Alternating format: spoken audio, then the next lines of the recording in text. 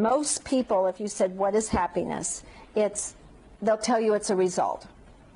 You know, happiness is when you have the relationships you want. Happiness is when you have the money you want. Happiness is when you have the house that you want. So happiness is generally, by most people, been seen as a result of getting what you want. And then when I have it all, I'll be happy, which is why most people, I think the latest research says that like 2% of people are happy. You know, everyone else is like borderline happiness or something like that.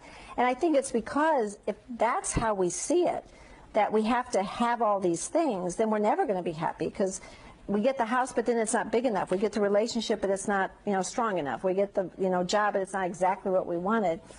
And so I realized years and years and years ago that they've got it backwards.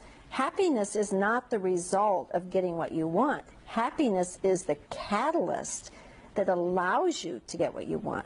In other words, happiness has to come first.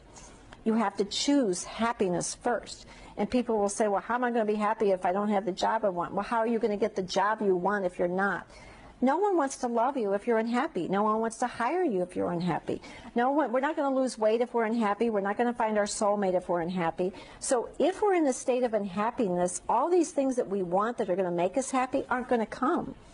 And I think a lot of people, the law of attraction is being talked about right now. And I think really what they're talking about is that what you send out, okay, is a lot of what's going to come back.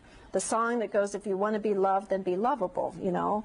So try happiness first.